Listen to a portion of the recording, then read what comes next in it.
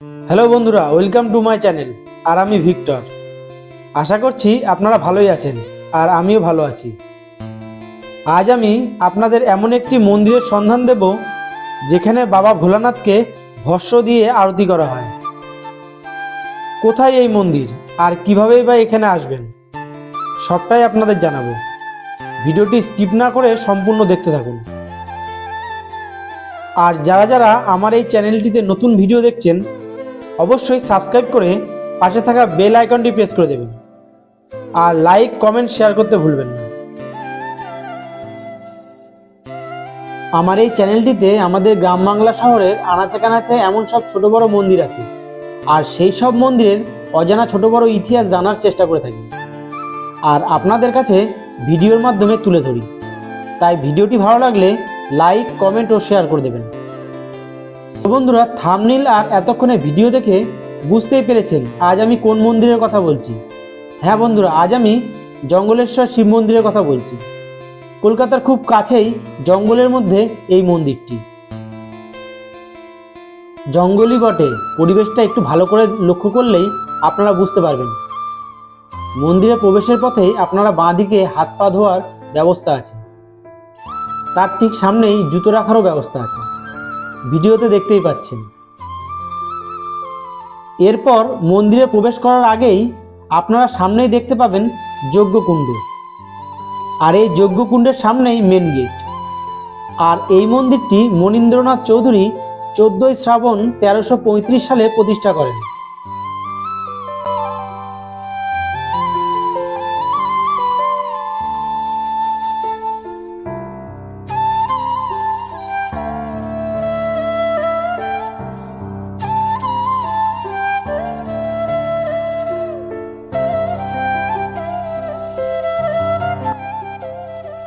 মন্দিরের ভিতরে প্রবেশ করেই সামনেই আপনারা দেখতে পাবেন নন্দী মহারাজকে।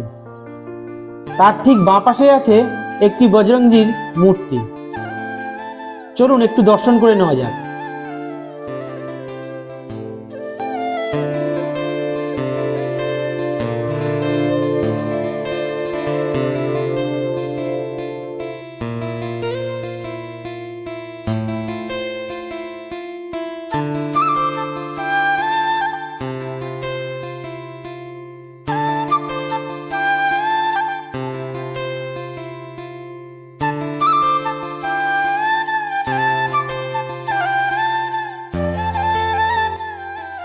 এরপর মন্দিরের ডান দিকে আছে বিভিন্ন দেবদেবীর চিত্র বা ব্যানার।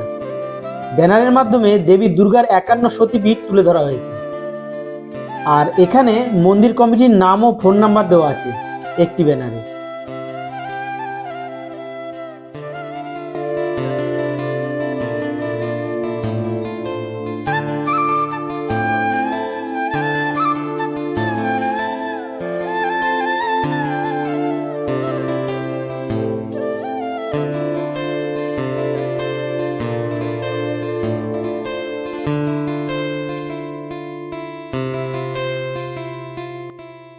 এরপর ডান দিকে সামনে একটু এগিয়ে দেখতে পাবেন গ্রহরাজ মন্দির।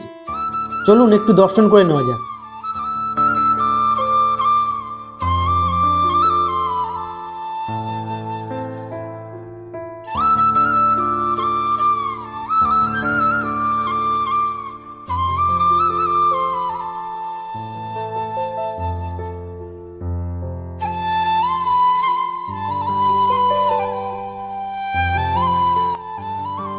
এরপর আপনারা দেখতেই পাচ্ছেন মা ভবতারিণীর একটি মন্দির।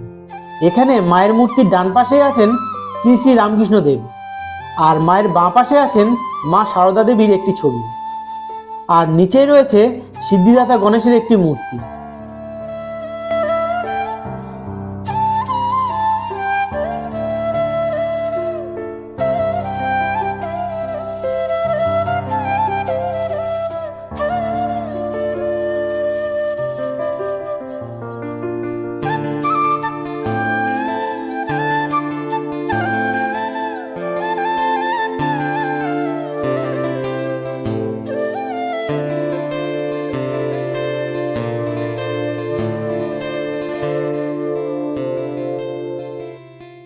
এরপর আপনাদের মূল মন্দিরটি দেখায়।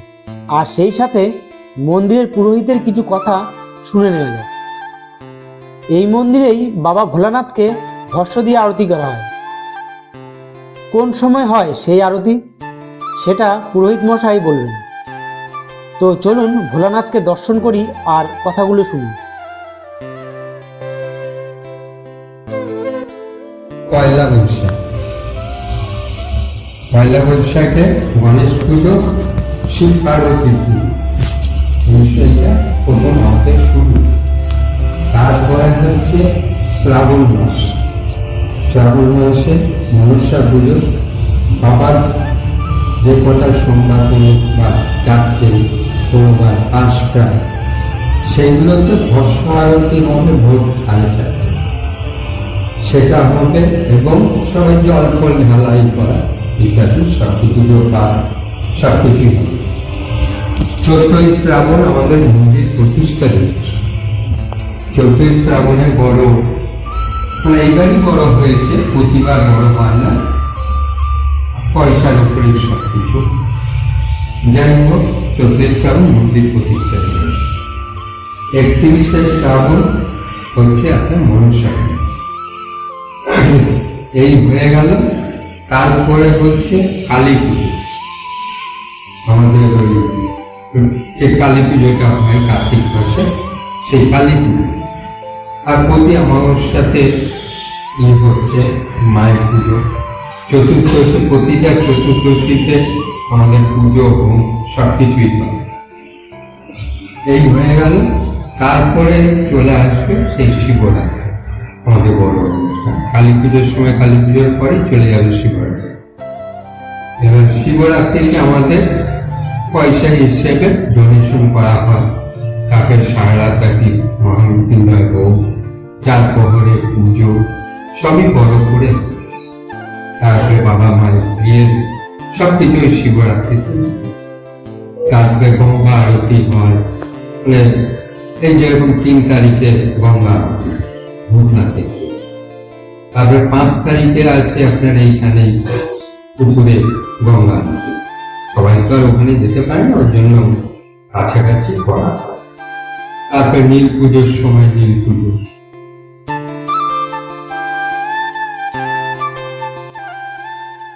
এরপর পাশেই ভোলানাথের মন্দির থেকে বার হয়ে 5 দিয়ে সামনের দিকে এগিয়ে গেলেই আমরা মা মনসার মন্দির দেখতে পাবো। এবার বলি আপনারা এখানে আসবেন কিভাবে। ভিডিওর শুরুতেই আমি আপনাদের রাস্তা দেখিয়েছি। আপনারা প্রথমে এয়ারপোর্ট 2.5 নম্বর নামবেন। তারপর রাস্তা পার হয়ে ঠিক 2 থেকে 3 মিনিট হাঁটা রাস্তা ধরে আসলেই আপনারা পেয়ে যাবেন এই অপরূপ সুন্দর জঙ্গলেশ্বর শিব মন্দিরটি। শুরুতেই দেখানো আছে হাঁটা রাস্তাটি। এরপরও যদি কারোর বুঝতে অসুবিধা হয় তো কমেন্ট করে জানাতে পারেন।